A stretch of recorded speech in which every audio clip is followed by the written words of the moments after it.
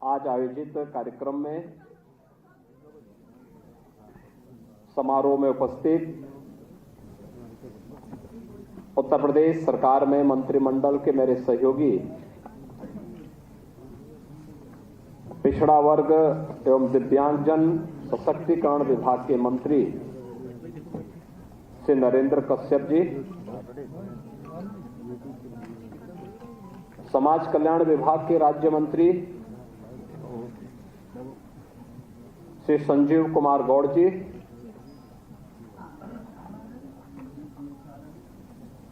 मुख्य सचिव श्री मनोज कुमार सिंह जी, कुलपति डॉक्टर शकुंतला मिश्ला, राष्ट्रीय पुनर्वास विश्वविद्यालय प्रोफेसर संजय सिंह जी,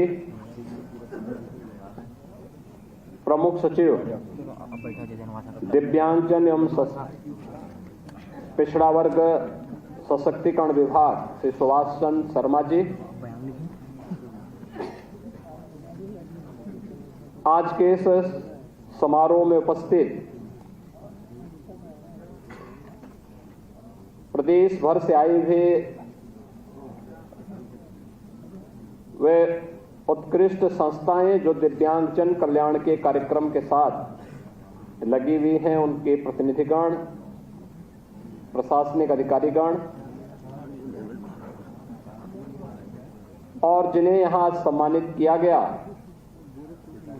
दिव्यांगजन सशक्तिकरण विभाग और विभिन्न संगठनों और संस्थाओं से जुड़े हुए हमारे सभी दिव्यांगजन और पिछड़ा वर्ग कल्याण विभाग से जुड़े हुए हमारे सभी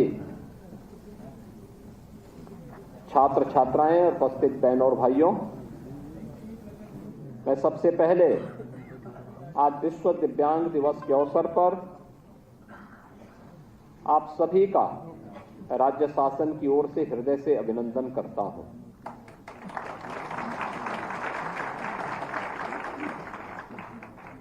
आज का दिवस हम सबके लिए दुनिया भर के दिव्यांगजनों के लिए भी और राष्ट्रीय अधिवक्ता दिवस भी है। देश के प्रथम राष्ट्रपति डॉक्टर राजेंद्र प्रसाद जी की पावन जयंती भी है। मैं इस अवसर पर देश के प्रथम राष्ट्रपति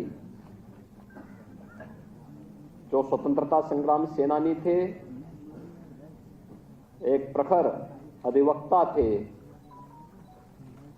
देश के संविधान सभा के अध्यक्ष भी थे और स्वतंत्र भारत के अंदर जब भारत गणराज्य ने अपने संविधान अंगीकार किया तो देश के प्रथम राष्ट्रपति के रूप में दो सफल कार्यकाल को आगे बढ़ाने वाले पहले राष्ट्रपति थे। आज उनकी स्मृतियों को विनम्र नमन करते हुए अपनी श्रद्धांजलि भी देता हूं और आप सभी राज्य भर के दिव्यांगजनों का, पिछड़ा वर्ग कल्याण से जुड़े हुए अपने सभी छात्र छात्राओं का हृदय से अभिनंदन करते हुए उन्हें इस दिवस की बधाई देता हूं। हम सब जानते हैं कि दिव्यांगता एक शारीरिक कम मानसिक स्थिति मानी जाती है और आदरणीय प्रधानमंत्री जी ने यह शब्द देकर के, उनकी भावनाओं को सम्मान देकर के उन्हें गरिमामयी पूर्ण तरीके से जीवन में हर क्षेत्र में आगे बढ़ने के लिए एक नई प्रेरणा प्रदान की। हमारे दिव्यांगजनों को जब भी अवसर मिला तो प्रधानमंत्री जी के द्वारा दिया गया यह शब्द उसकी पुष्टि किया है। याद करिए भारत के उपनिषदों के ज्ञाता उस ऋषि को अष्टवक्र के रूप में जिन्हें हर सनातन धर्मावलंबी स्मरण करता है। याद करिए भगवान श्री कृष्ण पर लिखी गई किसी रचना में क्या महाकवि सूरदास के बगैर वो पूरी हो सकती है क्या? याद करिए दुनिया के अंदर के उस भौतिक विज्ञानी का जो स्टीफन हॉकिंग के नाम पर जिन्होंने ब्रह्मांड की थ्योरी को दुनिया के सामने प्रस्तुत किया, और याद करिए इस समय देश के अंदर अपनी दिव्य वाणी से समाज को एक नई दिशा देने वाले जगतगुरु रामानंदाचार्य स्वामी रामभद्राचार्य जी का, यानी ऐसे अनेक उदाहरण हमारे सामने हैं जिन्हें मंच मिला, थोड़ा समाज का प्रोत्साहन और संबल मिला, उन्होंने अपनी प्रतिभा का लाभ देश को दिया है, दुनिया को दिया है, मानवता को दिया है। किसी से कम नहीं ये साबित किया है। और विश्व दिव्यांग दिवस इसी दृष्टिकोण को अपनाने के लिए समाज को एक नई प्रेरणा प्रदान करने का माध्यम है।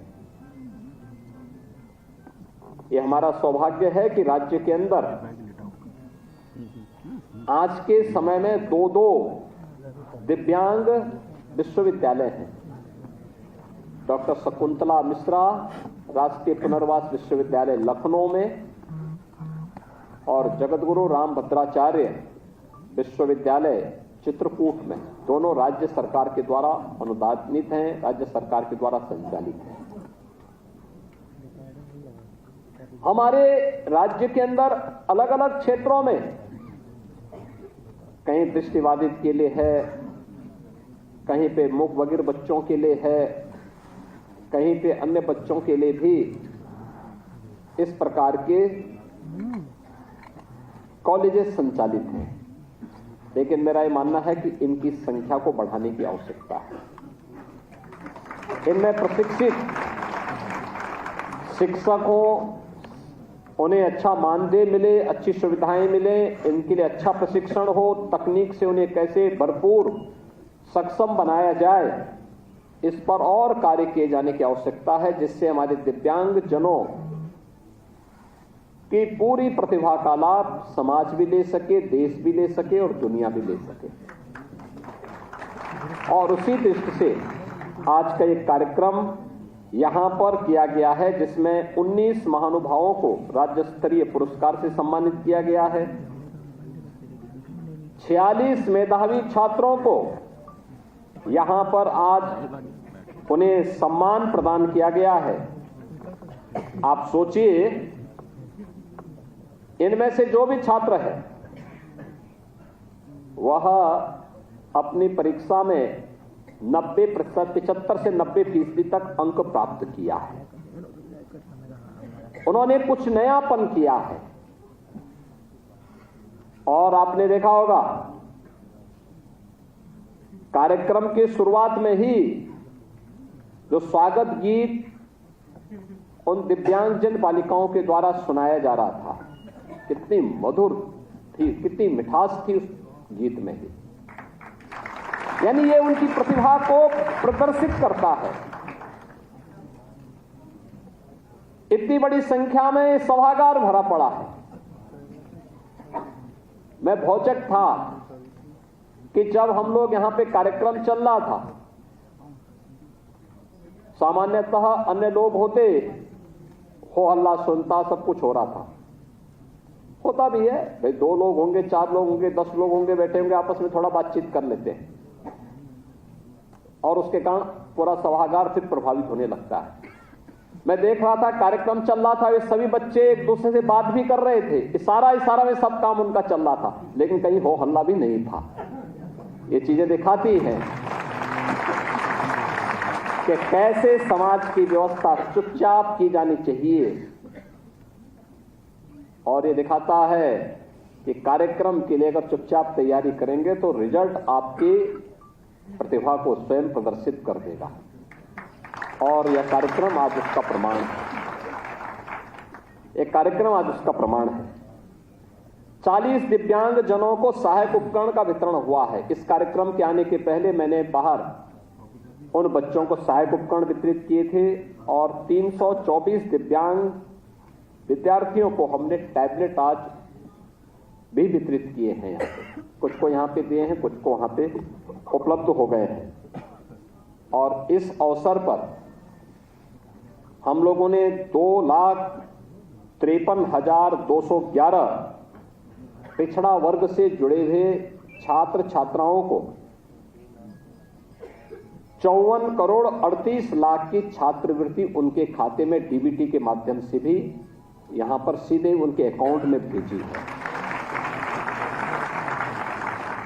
आप सोचिए, 2,53,211 बच्चों को ये स्कॉलरशिप आज मिल गई है, यानी समय के पहले।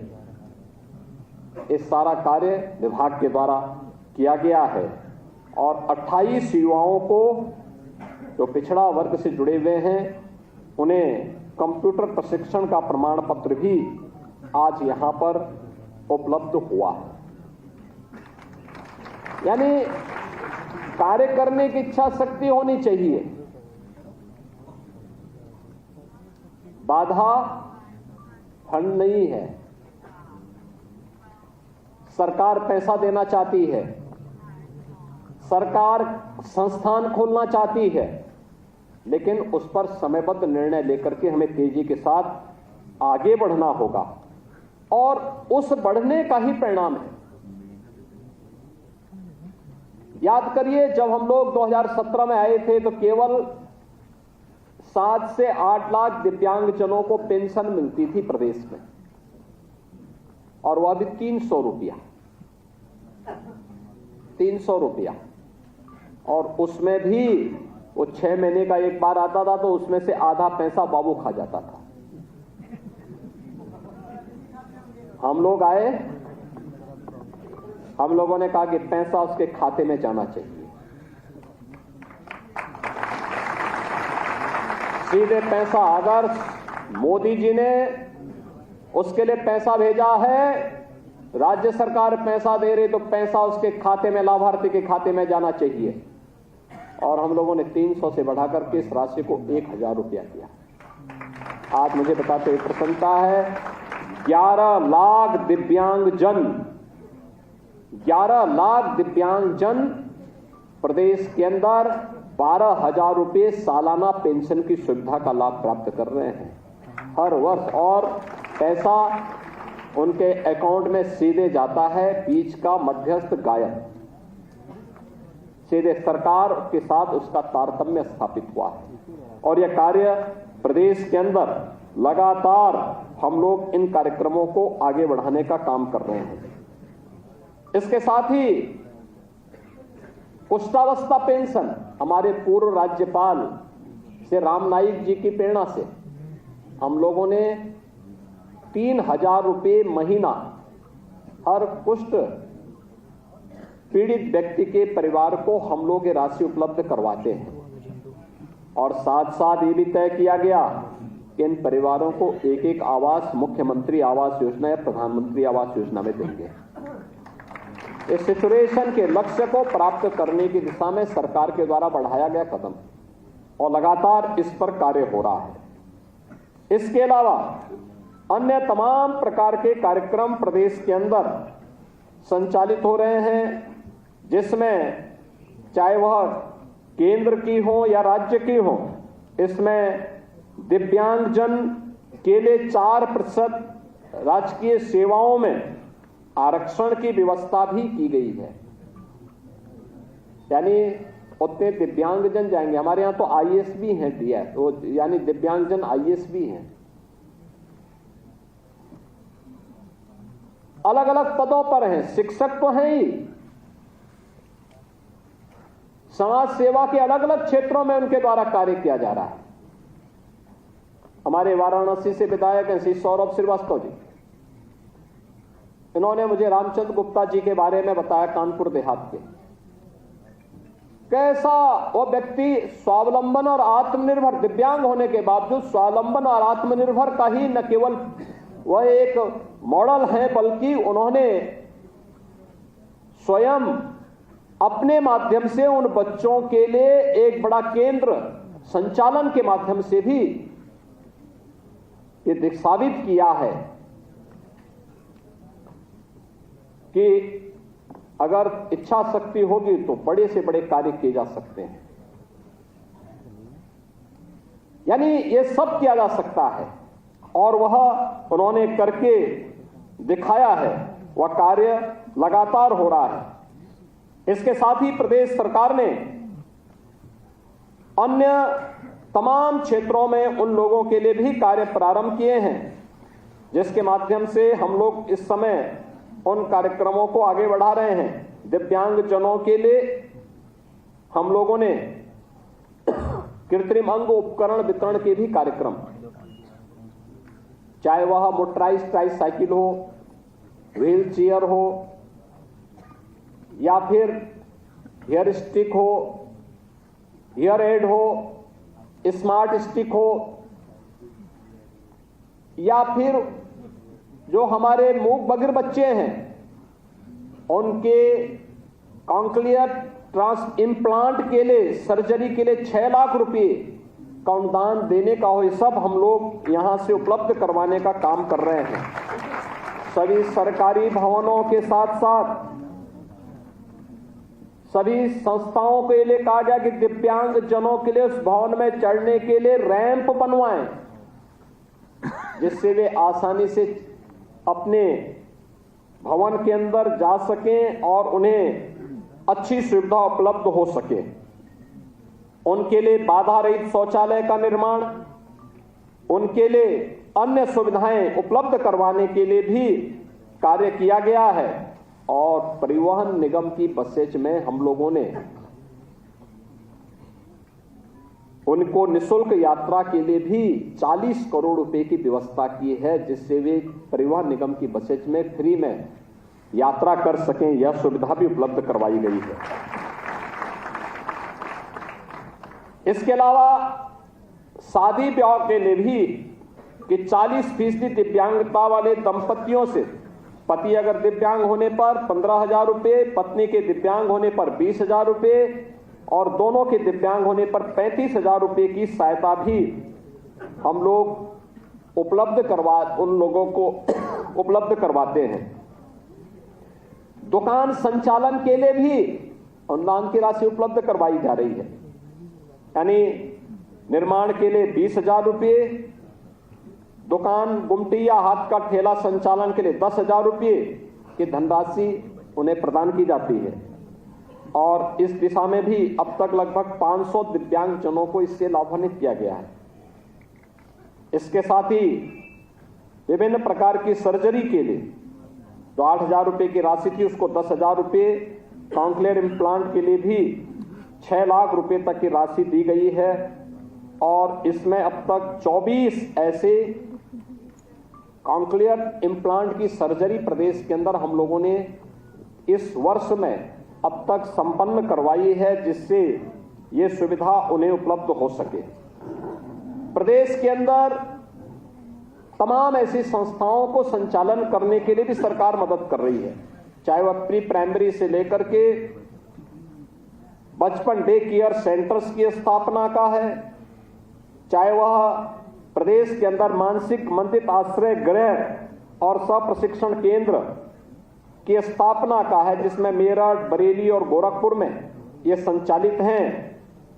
और अन्य तमाम प्रकार के कार्यक्रमों को भी आगे बढ़ाने के लिए सरकार के द्वारा एक प्रयास प्रारंभ किया गया है, जिस पर हम लोग विभाग को कह रहे हैं इसको और तेज गति से आगे बढ़ाने की आवश्यकता है, बहुत दूर तक जाना ना पड़े, क्योंकि अधिकतर वे परिवार अपने आप में गरीब होते हैं। जिन परिवारों में दिव्यांगजन बच्चे रहते हैं तो ज्यादा दूर तक ले जाने की उनकी सामर्थ्य और शक्ति नहीं होती, इसलिए लोकल स्तर पर यह सुविधा मिल सके, तो इस बारे में भी हमें कार्य करते हुए आगे बढ़ना पड़ेगा।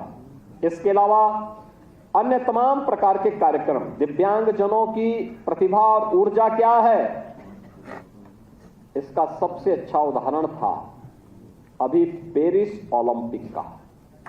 पैरा ओलंपिक में क्या शानदार प्रदर्शन था हमारे दिव्यांगजन खिलाड़ियों का, क्या प्रदर्शन उन्होंने किया था। यानी मेडल की झड़ी लगवा दी थी। यह दिखा था कि थोड़ा भी उन्हें अवसर मिले तो कोई क्षेत्र ऐसा नहीं जहां पर वे अपनी प्रतिभा का लोहा नहीं मना सकते। और इसलिए इस अवसर पर सरकार ने दिव्यांगजनों के लिए तमाम प्रकार की व्यवस्था की है। ई ऑफिस की व्यवस्था की है, उन्हें ई लर्निंग रिसोर्स सेंटर उन विद्यालयों में स्थापित करने की कार्रवाई भी की है, ऑनलाइन बजट मॉनिटरिंग की भी व्यवस्था की है और भी अन्य तमाम प्रकार की सुविधाएं उन्हें देने के लिए सरकार पूरी प्रतिबद्धता के साथ कार्य कर रही है। दूसरी ओर पिछड़ा वर्ग कल्याण विभाग से जुड़े हुए भी तमाम ऐसे कार्यक्रम हैं जिस पर सरकार ने पूरी प्रतिबद्धता के साथ आगे बढ़ाया।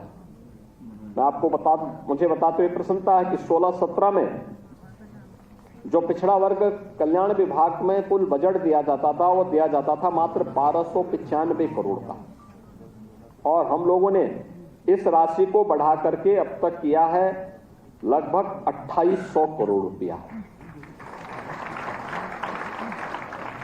यानी लगभग 116% की इसमें वृद्धि की गई है, जिससे अधिक से अधिक पिछड़ा वर्ग से जुड़े हुए लोगों को इसका लाभ दिया जा सके। जो पूर्व दशम छात्रवृत्ति की योजना है, 16-17 में कुल 107 करोड़ रुपए इसके लिए बजट आवंटित थे, जिसमें 5,19,000 छात्र छात्राएं इससे लाभान्वित होती थी। हम लोगों ने इस राशि को बढ़ा करके 160 करोड़ 16 लाख किया है और इसमें अब 7,58,000 छात्र छात्राएं इस योजना का लाभ ले रही हैं। ऐसे ही जितने भी छात्र छात्राएं, हमने 24-25 में एक और संशोधन किया है कि अब पिछड़ा वर्ग से जुड़े हुए जितने भी पात्र छात्र हैं उन सभी छात्र छात्राओं को हम पेंशन छात्रवृत्ति उपलब्ध कराएंगे और इसके लिए 300 करोड़ रुपए की व्यवस्था की है, जिसका अभी हम लोगों ने 2,53,211 छात्रों को इस सुविधा से लाभान्वित किया है। मैं उन सबको बधाई देता हूं जो पहली बार छात्रवृत्ति पिछड़ा वर्ग कल्याण से जुड़े हुए छात्र उपलब्ध प्राप्त कर रहे हैं। ऐसे ही दसमोत्तर छात्रवृत्ति का है, इसमें 16-17 में यहां पर उस समय कुल 983 करोड़ रुपए की लागत से 13,64,000 बच्चे इस योजना का लाभ प्राप्त करते थे और उसमें दसमोत्तर छात्रवृत्ति केवल 11,13,000 छात्रों को शुल्क प्रतिपूर्ति का लाभ दिया जाता था। आज हम लोग इसमें 2,070 करोड़ रुपए से हम लोगों ने 19,80,000 छात्र छात्राओं को दसमोत्तर छात्रवृत्ति और शुल्क प्रतिपूर्ति का लाभ आज ये उपलब्ध करवाया जा रहा है। 16-17 की तुलना में अगर आप देखेंगे तो आज 1,100 करोड़ रुपए अतिरिक्त हम लोग दसमोत्तर दसमोत्तर छात्रों को छात्रवृत्ति और शुल्क प्रतिपूर्ति का लाभ दे रहे हैं, जिसमें 7 लाख अतिरिक्त बच्चे लाभान्वित हो रहे हैं। यानी इसी प्रकार से अनुदान की राशि को अगर आप देखेंगे तो 16-17 में कुल 14,155 करोड़ रुपए की लागत से 141 करोड़ रुपए की लागत से 70,000 बेटियों को लाभ प्राप्त हो पाया था और इस समय 200 करोड़ रुपए की लागत से 1 लाख बेटियों को इसके माध्यम से लाभान्वित किया जा रहा है। कंप्यूटर प्रशिक्षण का काम भी इसमें काफी बढ़ोतरी की गई है। हर स्तर पर, चाहे वह दिव्यांगजन कल्याण विभाग हो, चाहे वह पिछड़ा वर्ग विभाग हो, इन सब के माध्यम से समाज के हर तबके के लिए सरकार कार्य कर रही है। और सरकार की दृष्टि से इन सब के लिए हम लोग सबके साथ पहुंच करके प्रधानमंत्री मोदी जी के उस विजन को जिन्होंने सबका साथ और सबके विकास के भाव के साथ कहा था, जो मंत्र दिया है, उसको अंगीकार करते हुए हम आगे बढ़ रहे हैं। आज जब विश्व दिव्यांग दिवस है, इस अवसर पर प्रदेश भर के दिव्यांग जनों को एक सशक्त मंच राज्य सरकार, सामाजिक संस्थाएं और धर्मार्थ संस्थाएं मिलकर के आगे बढ़ाने में योगदान दे पाएंगी। इस विश्वास के साथ मैं प्रदेश भर के सभी दिव्यांगजनों को हृदय से बधाई देता हूं। इनके कल्याण के लिए करने वाले सभी संस्थाओं, संगठनों और कार्मिकों का मैं अभिनंदन करते हुए जिन्हें आज सम्मानित किया गया उन्हें बधाई देता हूं। और सभी छात्र छात्राएं हो या संस्थाएं, वे निरंतर इस दिशा में प्रयास करके हुए इन दिव्यांग जनों की प्रतिभा का लाभ देश और समाज को दिलाने में अपना योगदान देंगे। इस विश्वास के साथ आप सबके प्रति मैं अपनी शुभकामनाएं देता हूं। धन्यवाद। जय हिंद।